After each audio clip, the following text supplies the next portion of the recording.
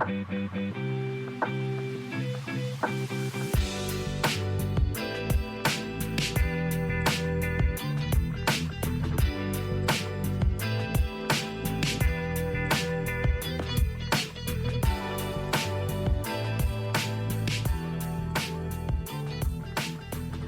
friends, and welcome to Lead to Gold. This is the podcast devoted to discussing all things growth and wellness.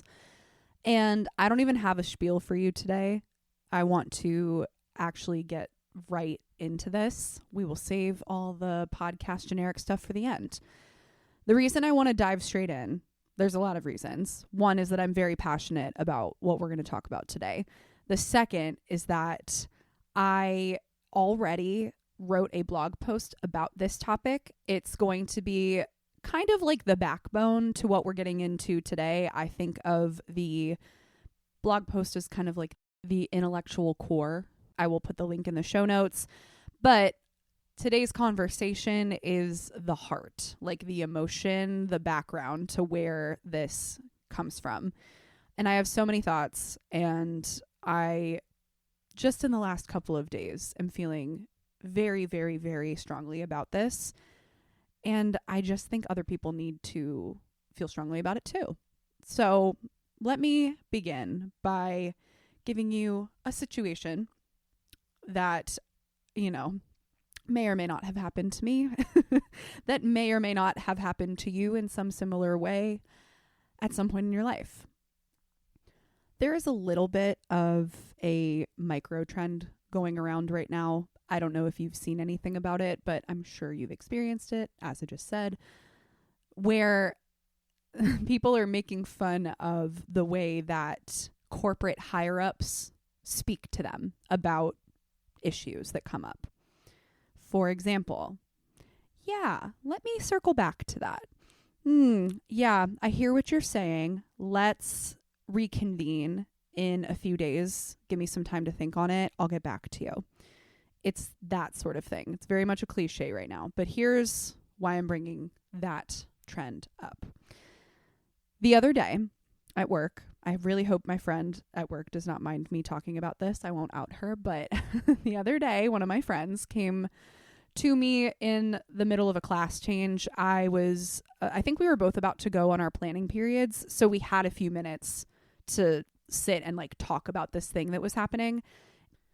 Very simply put, our classrooms have to be shared because we don't have enough rooms in the school for every single teacher. So during some of our planning periods, teachers need to use our rooms. This particular planning period, we were supposed to have our rooms to ourselves. But one of the inconsistencies and annoyances of teaching is that sometimes people are going to barge into your room because they need an additional room to use for something and you were not warned about it beforehand, which is really inconvenient when you need a planning period, when you need your desk, when you need to be able to move in and out of the room and go get things done. So in this situation, my friend was really frustrated because she had essentially been kicked out of her room and told, sorry, we need to use this and you can't be in and out of here. Either you need to sit at your desk and be in here or you need to leave, which, that would frustrate me too. I would be pretty mad. So we talk about it for a little bit. Then one of our higher ups came by the room and we had the door shut, mind you, but he saw us in there talking and then proceeded to ask if he could come in. And initially we cooled off. So we were like, yeah, okay, whatever. He can come in. He's like, what are you guys talking about? What are you guys, what's going on in here? So we tell him and we're like, yeah, it's just kind of a frustrating thing when you don't get any notice for your room being used. It's annoying in general for any job, I know, when you get interrupted at really inconvenient times or things come up that you really don't have time for, but okay, now I have to deal with this thing and I can't deal with all of the other stuff that I was originally going to do. It gets in the way of things. It's stressful. It's annoying. It's frustrating. And he pulls that language. He goes, yeah, I hear what you're saying. That really bothers me too. I hate when that happens to me. I've had to do such and such and such to block off all my time. I've had to do these things. I've had to talk to these people so that I could get my free time back. Yeah, totally hear what you're saying. Let me think on that, and we'll come up with a solution. I'll get back to you. My friend goes, actually, something you could do right now if you want to help out is I need to get back into my room, but they've kicked me out. I need to get my stuff. I need to sit here and grade. I'm a little bit afraid of going in there because they already kicked me out. But since you're a higher up, they probably won't be upset with you. And he literally, I'm not joking, I'm not exaggerating. He literally goes, oh, I'm kind of scared of her, the person that took the room. No, I'm good. I'm not gonna go in there. Are you actually kidding me? Are you actually joking? It was such a subtle thing that in the moment we both kind of were like too stunned to speak. And I kind of was having a side conversation. I didn't quite hear the whole interaction. I think my friend kind of just laughed it off in the moment, but then immediately we turned back around and we're like, wait a second, is that really what did that just happen? Did that just happen? Did you really just pull corporate speak on us? Did you really say that you were going to come up with a solution, and when we give you a solution for this moment, you're like, ooh, actually, like, come on. Here's another example that I know we have all experienced. This is more general, but that friend that you are really excited to hang out with, you finally started kind of like making a plan or some semblance of a plan, and you're excited for it, and you're like, great, we're going to meet up. We're going to have our little reunion. It's going to be a wonderful thing. Let's plan to bring this stuff, and let's go here and let's go here. And like, it's a whole day. It's a whole thing. And then, I don't know, maybe the night before, maybe even just a few hours before, they text you and go, actually, I'm not going to make it. I'm so sorry. I'm not feeling well. I really hope we can like try again some other day. It could even be as simple as the whole, hey, oh my God, this was so fun. We should hang out soon. It was so good to see you. Let's hang again. Let's like really do something. And then you never hear from that person ever again. Yeah? Sound familiar? And do you see how these things all have a little bit of a common pattern? Can you tell I'm getting heated? Can you tell I'm feeling passionate about this? When we do this to one another, it diminishes the meaning of our word. And trust me, I am going to get so much deeper into this concept than just like friends flaking or corporate speak or whatever. It is so much deeper than this. This is also just like a little side tangent, but you best believe I am not the kind of girly that believes in it's not that deep. I don't have that conversation. It is always that deep, and we're about to get into it. What I am calling this phenomenon, what I am calling this behavior, is the inflation of words. And I kind of explained this in my blog post, so I don't want to go into too much detail about this, but when we think of inflation, we think of the economy, right? To very basically understand inflation, it is when there is too much money being pumped into an economy, then the money overall loses value. This is not a good thing, right? It makes things more expensive. This is my theory, and I do think it's true. Our language is doing the same thing right now. We are in a linguistic inflation. And what that means is we say a lot of things. We promise a lot of things. We tell people we're going to be places. We say, I'll come up with a solution for you. I will take care of this. I will do this thing for you. I will be at this place when you want me to be at this place.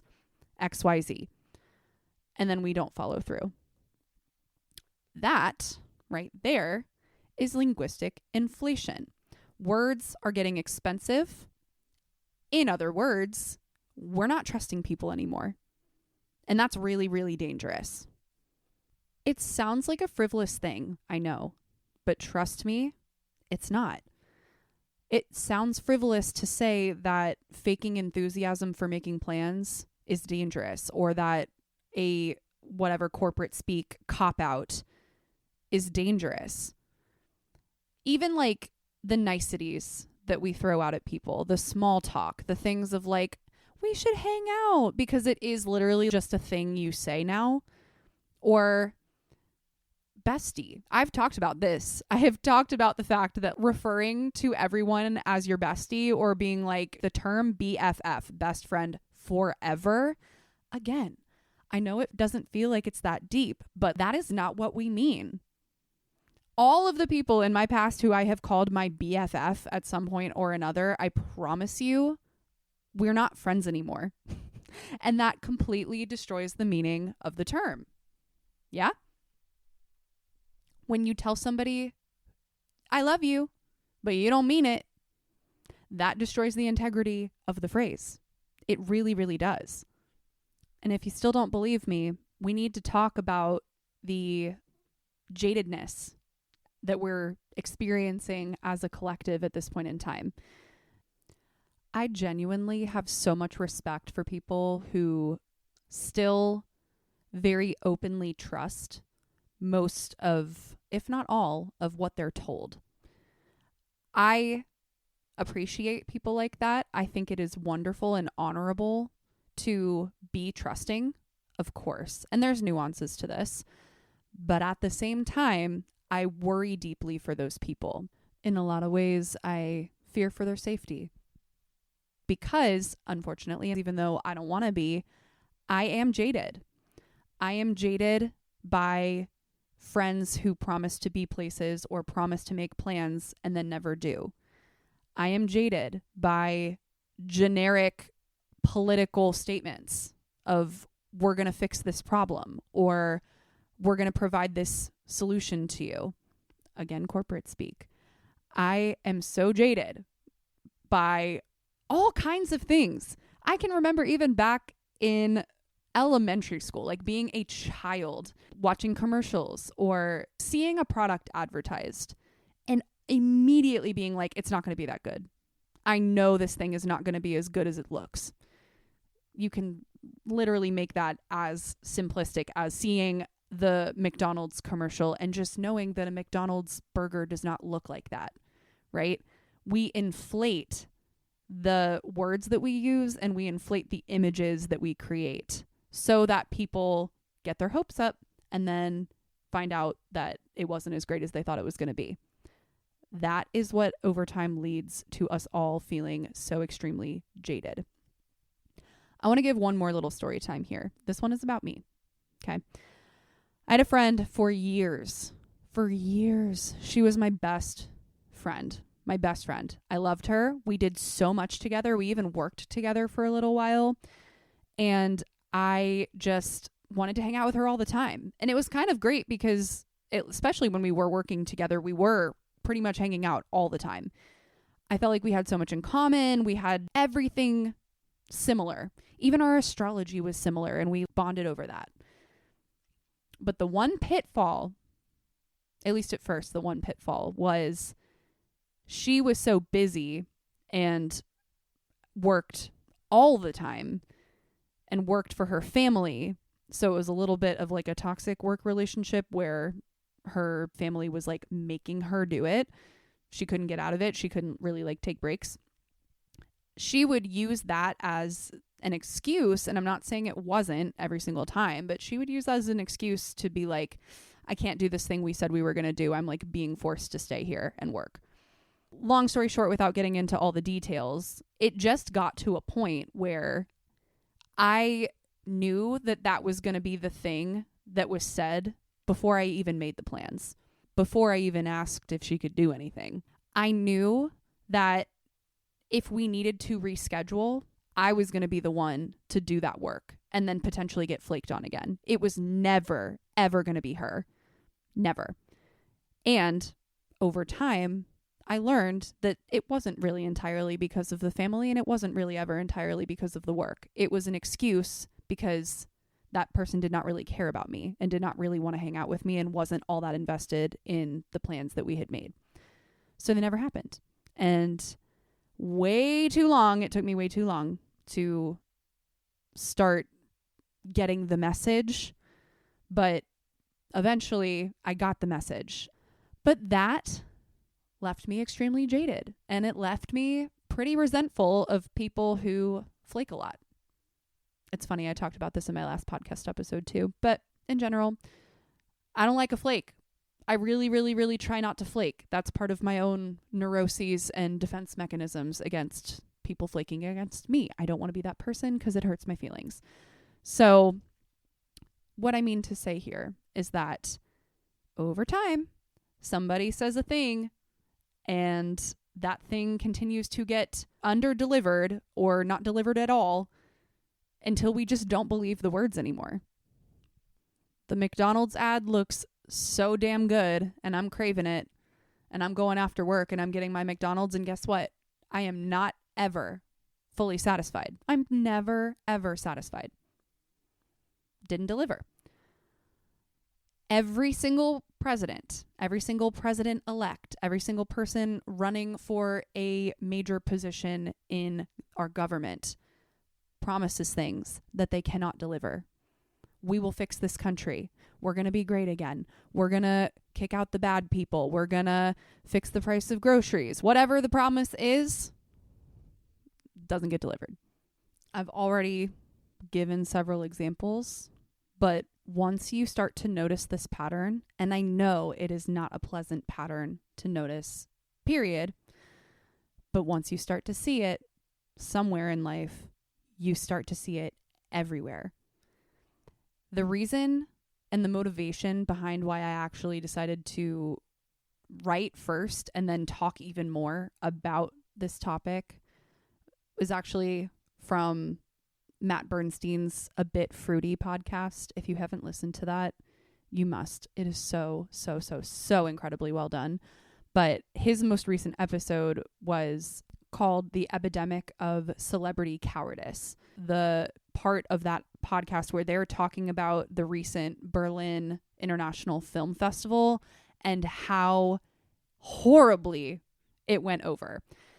This is also in my blog post, but just for context here, they have received a lot of pushback this year because the Berlin Film Festival prides itself on being, quote unquote, the most political film festival in existence at this point in time. Makes a lot of sense because Berlin has a very rich history. It is a historical place where people have come together and had great conversations and seen a lot of social change. So it makes sense that they would be political. But this year, when any director, filmmaker, producer, even actors, when any of them, most of them, I won't say all of them, were asked anything even remotely political, anything even remotely general, how do you feel about what's going on in the world? Do you feel like your work is inherently political in any way? Softball questions. Most of these people would either sugarcoat it, dodge the question, belittle it into some, I'm not even joking, literal conversation about the weather. Just see Neil Patrick Harris for that one. Or they would show distaste in being asked such a question. Like, how dare you ask me about this? This isn't what I'm here for. If that wasn't bad enough, the head of the film festival actually came out with a statement that said, we do not stand for people demanding answers from people that we're expecting to talk about something else. And this still maybe even sounds a little bit reasonable, but when you tout yourself as being the most political film festival and then you dodge every single political question, there's a mismatch here. Something is not aligned. Something has shifted. We are, again, in an inflation of words. We are in an environment, and we are even further fostering an environment where our words mean nothing. Now, if we want to talk politics and history, I would like to be the one to say that linguistic inflation is not new. That people not meaning what they say, that clearly, for sure, isn't new at any level. But because I have a little expertise in English, in literature, we're going to do a little literary lecture here. We're going to do a little bit of a deep dive into some of the classics, some of the OG dystopian novels. And they're ones that you probably know. We're going to talk a little bit about Animal Farm. We're going to talk a little bit about 1984. Thank you to George Orwell for both of those. We're going to talk a little bit about Fahrenheit 451. Thank you, Ray Bradbury, for that one. One of my favorite authors literally ever.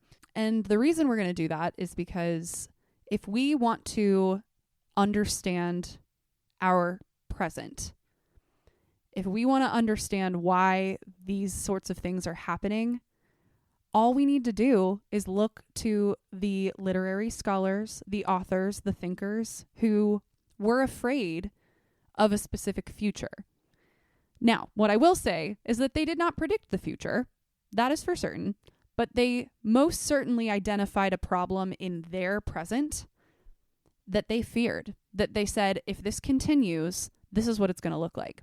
And that is how we have gotten every single amazing and revolutionary dystopian novel that has led the way for current dystopian novels like The Hunger Games, which I also think is like a total, complete masterpiece.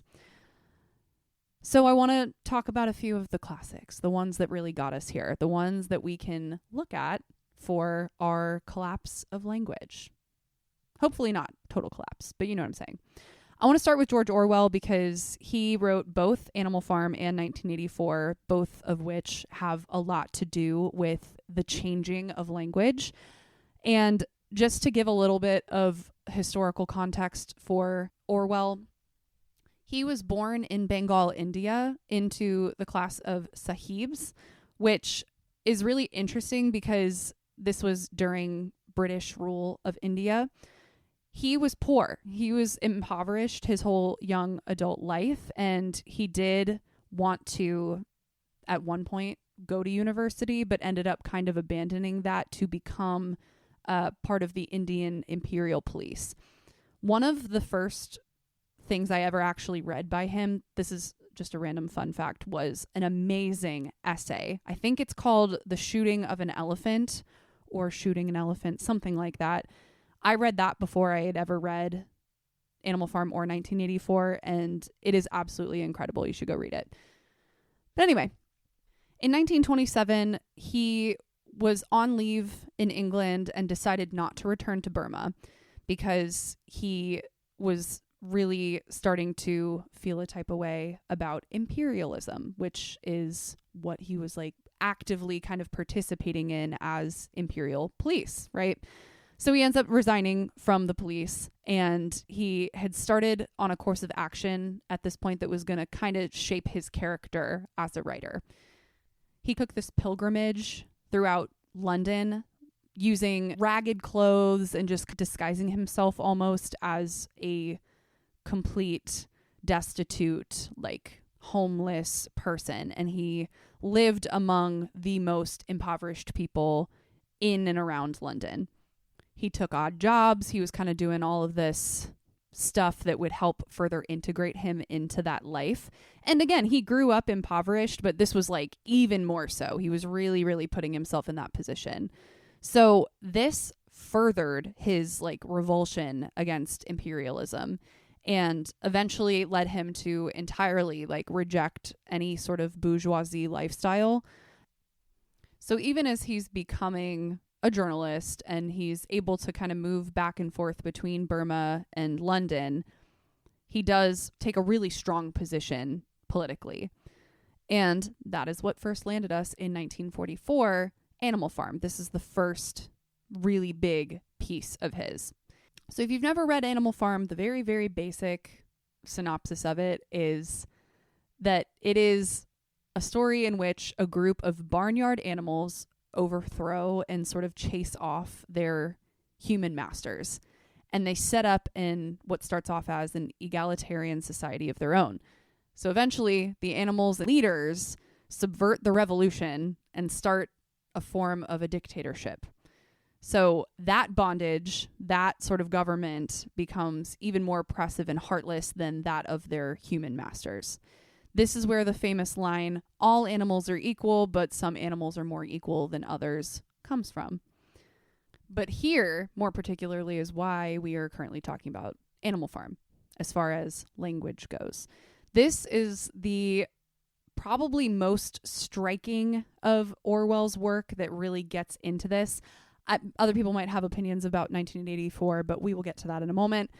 I think the most striking example in Animal Farm is their 7 commandments when they establish sort of their new government after they overthrow the humans, and how that commandment set gradually changes over time, kind of sort of without the other animals knowing. So originally, the 7 commandments are: Number 1, whatever goes upon 2 legs is an enemy, because we don't like humans. Number 2, whatever goes upon 4 legs or has wings is a friend. 3, no animals shall wear clothes. 4, no animal shall sleep in a bed. 5, no animal shall drink alcohol. 6, no animal shall kill any other animal. And 7, all animals are equal. Simple enough. This was their constitution, if you will. But over time, some of these things start to change, because the animals that sort of make themselves the leaders of the other animals, namely the pigs, start to grant themselves privileges in secret at first. So slowly they change the commandments, thinking that none of the other animals are really going to notice. One day, some of the modified ones say things like, Number 4, no animal shall sleep in a bed with sheets. Number 5, no animal shall drink alcohol to excess. Number 6, no animal shall kill any other animal without cause. And then eventually, dun dun dun, it all goes back to the original thing that I just said a minute ago. All animals are equal, but some animals are more equal than others. And we have a dictatorship. Now you know a lot about Animal Farm, but you should go read it anyway because it's great and there's a lot that I didn't say. My point in bringing this up is that the language changes over time. It simplifies. It becomes propaganda. And things are entirely rewritten. So things that are said, things that are agreed upon at one point, do not hold and do not stand. This was literally a forewarning that George Orwell wrote about imperialism and about taking advantage of people who are in less power than we are. So that is omen number 1. Omen number 2, we move over to 1984, which was something I just learned. The last thing that he wrote before he died. Can you imagine? He died like 2 months, I think, after finishing the book. Something really, really crazy. Can you imagine if this man had passed away before he finished 1984? That is a terrifying thought to have. I do not want to imagine what this world would be like without that book. So he's writing this one in 1949, finished it in 1949, and it was his own warning after years of stewing on like the menaces of Nazism and Stalinism, which he had fully lived through and experienced. Maybe not firsthand, but he knew about them. A little context here. The novel is set in the imaginary future of 1984, in which the world is dominated by 3 sort of ongoing warring totalitarian police states. So Winston Smith is the main character. He's the person that we follow. And he's a minor party functionary in one of those states. But he starts to question things. He starts to kind of see that something's not right. Something is amiss. He's always being watched. He feels like there's not a full story being told. And he secretly, quietly starts to rebel against the government. Very similarly to Animal Farm, this government is consistently, constantly distorting truth and continuously rewriting history to suit its own purposes. They use phrases like newspeak, which is propagandistic language characterized by heavy euphemism and the inversion of customary meanings. And this is meant to diminish range of thought. Like, we are literally creating words so that people have less ability to think critically. Does that sound familiar to anybody?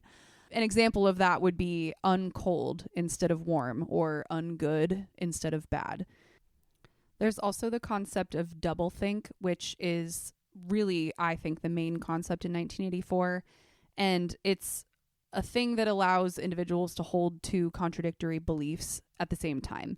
We might think of this today, like literally, as cognitive dissonance, but it's used in a slightly different way in the novel. It reflects the party's control over reality.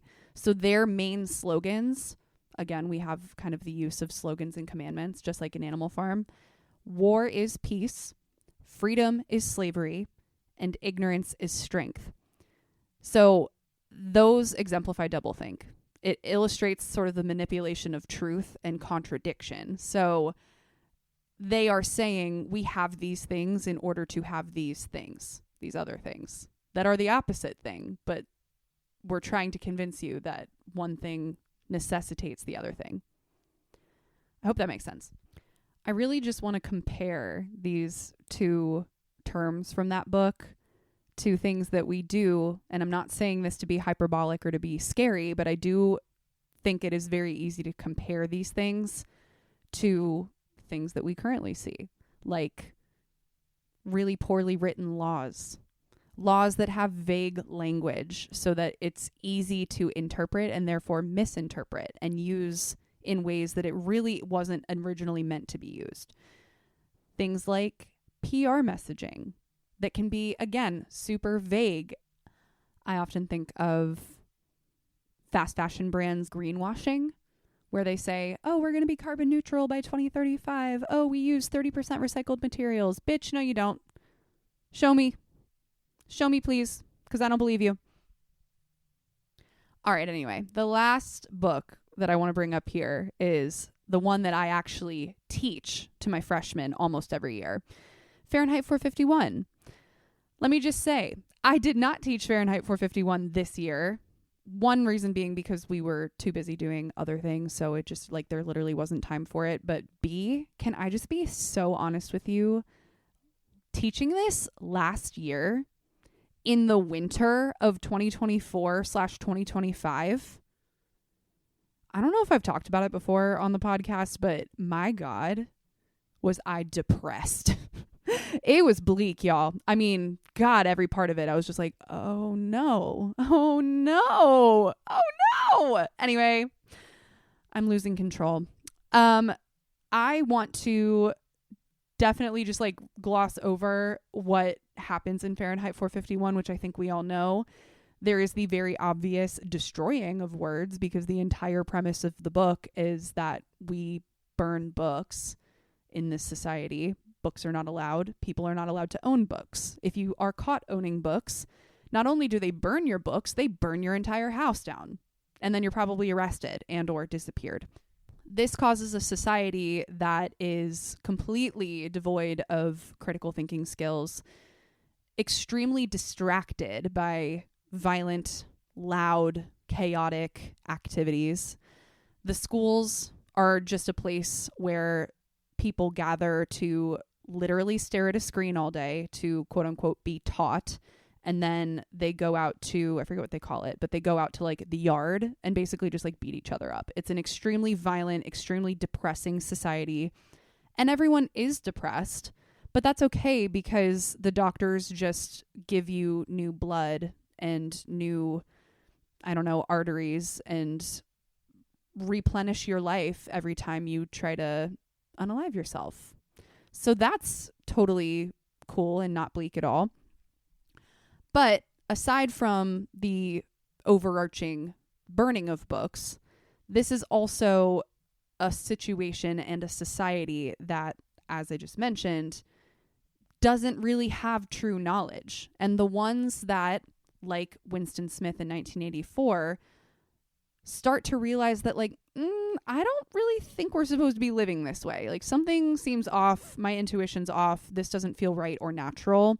The people who start to question things very easily get caught because you're weird, you're suspicious.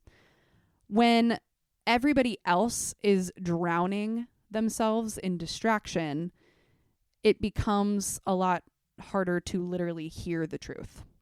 And again, if you are somebody who is skeptical, if you are somebody who starts to ask those weird questions, other people turn on you really quickly. So eventually, we are left with a culture that has extremely shallow communication. Nothing really means anything. We don't really have true friends or community. We're isolated, and we are, by day, when we're not thinking about it too much, okay with that. Nobody really cares about other people. And most certainly in this environment, nothing anyone says matters. Now, Ray Bradbury's real warning in this book, for people to understand what it was really about, it wasn't necessarily that books could be completely taken from us. I don't think that was his general fear. Although it was a real world thing happening. The Nazis were doing it. And he definitely used that as a point of inspiration, if inspiration is the right word to use. But anyway, his warning wasn't that books were going to be taken away or that knowledge was going to be taken away. It was more that one day we wouldn't even miss them. There were a lot of reasons why he also went on to write this particular storyline. A lot of different threads in his own personal life and things that he witnessed and saw happening in the world that made him want to write this book. One of them being that language would be replaced by noise, by distraction. So, in the novel, there's these giant wall screens, which we would think of kind of as entire walls that are a TV. Characters talk constantly, but they literally say nothing meaningful. The conversations are completely devoid of any meaning. They don't like poetry. Like there's this one scene that's really moving where Guy, the main character, is trying to read a poem to his wife and her friends, and they all start crying. Not because it's a scary poem, but because it makes them feel something. And they don't understand that. They're like, why do I feel like this? Why do I feel weird? Why am I moved? He obviously wasn't completely fully predicting the future that we live in, but it is a little bit uncanny that he did kind of predict communication increasing while meaning decreases. That people are a lot more invested in their screens and the things that are directly immediately available to them versus like having a conversation or grappling with hard feelings. The very political reasons behind the book were the Red Scare and political censorship, which does still kind of tie into our conversation. He was writing during the rise of McCarthyism, blacklists in Hollywood, loyalty oaths, investigations into various writers and actors and academics for them saying things that were vaguely socialist or even communist. That was the fear. And books were back then being largely banned, removed from libraries, labeled subversive. They were politically screened. Again, they were kind of searching for anything to do with communism. And this created a widespread fear that ideas themselves were becoming dangerous, that people should not have access to certain ideas. His deeper worry, though, was that society was choosing that comfort piece over truth. It was mass culture making people stop wanting any difficult ideas at all. So again, in his time, he saw the television exploding in popularity. He saw people's reading declining, shorter attention spans, simplified entertainment, dominating the culture. You see where I'm going with this? We have a lot of the same patterns today. His fear was that people wouldn't need books to be banned if they stopped caring about them. Now, obviously, that's a little bit hyperbolic. That was more of a specific Ray Bradbury thing, but it still very much works in the story that we're largely getting into here. Bradbury himself repeatedly said that the book was less about government tyranny alone and more about how societies voluntarily abandon meaningful language and ideas. Therefore, if society stops valuing complex ideas, and we're going to circle back to that idea, then censorship becomes inevitable. It becomes easy. People don't even care that they're being censored. This is yet another reason why we have to take our word so incredibly seriously. When larger institutions have the ability and the audacity, which they already do, they very much in real life do, when they have the audacity to censor things, to withhold information, to dodge questions, to not be transparent, to lie, when they have the ability to do all of that, it gives permission for smaller players, aka individuals, to do the same thing. I've also talked about this in a recent podcast. I think it was the one about the stake of being a woman in 2026. So a different conversation, but this point comes back. If we are seeing world leaders, powerful people, influential people getting away with this abhorrent behavior, why wouldn't we be able to get away with it? Why shouldn't I also be allowed to lie? Is me flaking on a friend as immediately consequential as a governmental institution censoring its people? No, of course not. But does it follow the same principle? Both situations are harmful. Both situations, large or small, affect other people. They affect our trust in not just that person, but other people. And it degrades our ability to communicate effectively at all levels. Both of these things are bad. So I want to end with how to combat this. And my very short answer, which I will elaborate on, is just this. We need to take the responsibility of our word extremely seriously, because our word is sacred.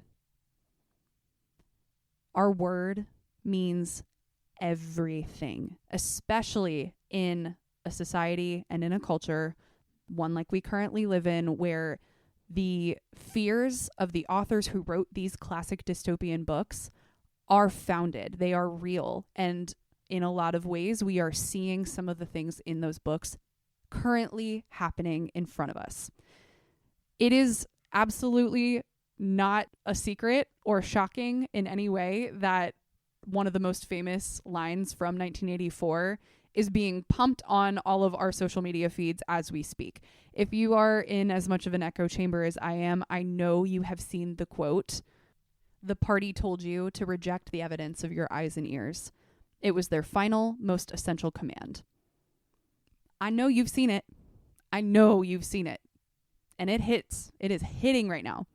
So to avoid further inflation of language and to avoid what hopefully never happens, a degradation and collapse of our trust in one another, we need to take the things that we say extremely seriously. And we need to have, on a more down-to-earth level, a very strong sense of bullshittery. If somebody is not meaning what they say, if you know that somebody is just faking enthusiasm, if somebody says, let's circle back to that. No. Call it out and hold yourself and your friends and your circles to a higher standard, because we're not doing that anymore. Now, you already know what I'm about to say here. I have not mastered this. I am not perfect at this. Even just the other day with my colleague situation, that probably could have been handled a little bit more assertively in the moment. But that's one of the very reasons I'm here talking about it now, because it is something that I want to pay more attention to in my life. It's something that I want to hold people to. And again, if I find that the people in my life routinely are not aligned with the value of meaning what they say, then those probably aren't the people for me. In the past, it has taken a little bit too long for me to realize that and figure it out. But now I know, and now I know what to look out for, and I'm going to follow through on doing so. In this current situation that we find ourselves in on a world scale, in the times that we find ourselves in, language matters more than ever, and integrity in our language matters more than ever, because powerful people are not doing it. They're going to degrade it as much as they possibly can. They are going to make the language more simplistic. They are going to take messages and slowly, just slightly, just so people don't notice, they're going to tweak them. They're going to change them. It's going to happen in really, really subtle ways. Maybe not in exactly the same ways that we saw in these books, but it is going to happen, and it has happened. So what can we do? Obviously, we're not going to be able to control what an entire government does, but we can control what happens in our classrooms, in our homes, in our workspaces, in conversations with our friends. We can control how we use our word, and we can control how honest we are. We can hold people to a standard that says, you don't get to lie to me. You don't get to pretend like you are interested in something and then not do it. I will call you out, and I'm not going to be a bitch about it. I'm not going to be an asshole, but I will let you know that I don't tolerate that, because I value honesty and I value integrity. I'm going to all but demand that from the people in my life. And if the people in my life are not giving that to me, then I'm going to look for new people to associate with, because in this economy, for lack of a better phrase, I can't afford to be lied to. I don't want to distrust people. I don't want to be jaded. I don't want to walk around every day not trusting a single thing that I see or hear. That is no way to live. I do not want to live like Winston Smith. I do not want to live like Guy Montag. Okay? This is mission critical. This is something that we can do and we can practice and we can spread in our individual lives and communities so that we do actually start to have trust in people again. And just to end it on a lighter note, I don't even want to say this like I don't trust anybody. That's not really how I go around feeling all day, every day. But that is because I feel like I've surrounded myself with really great people who I can trust, who will be honest with me, and who I have seen stand up for themselves and call people out when they're not being treated the way they want to be. That's key. And that opens a whole other can of worms on things like boundaries and other communication tactics that we're not going to have time to get into today. And that's all right. That wasn't part of our conversation for today, but maybe it will be for a future episode. Here is where I'm going to give you the spiel, because I have now gone through all the story times and all of the rants and all of the raves. If you like this conversation and you enjoy having a space that is devoted to realistic wellness, I'm talking like the real life stuff that actually will hopefully change your life in some way, that actually will get you to think a little bit differently. That is all I am devoted to talking about here and on my blog. If you didn't know, Lead to Gold is also a blog. So if you like this, I would really appreciate it if you would rate wherever you have been listening, or if you would leave a comment, or even more so, share this with a friend who you think would enjoy it or get something out of it. In addition to that, I have a monthly newsletter that I send out truly only once a month that comes with a couple extra goodies. I make a custom playlist for every zodiac season as it is approaching or as it has just begun. And that is included in that monthly newsletter. So if you really want to stay up to date with the things that I'm putting out into the world, that would be the best way to do so. If you want to support me, I don't currently have anything like a Patreon. I don't get paid at all to do this, But I do have art on my website and I'm really proud of it and it's really cute. So if you like cute little whimsical scenes or animals or anything of the sort, you'd probably like my art. And I tend to think it's pretty affordable. So go check that out if you are interested in supporting me. I would really appreciate that. Everything helps. So guys, thank you so much for being here. We're going to finish up with our little game of We're Not Really Strangers. And I always say this, but I always pull from the healing expansion pack because I feel like it has the most to do with the conversations that we have here on the episode, on the podcast. And this may have absolutely nothing to do with what we just talked about. I'm just pulling a card at random. But here we go. Here's our question for today.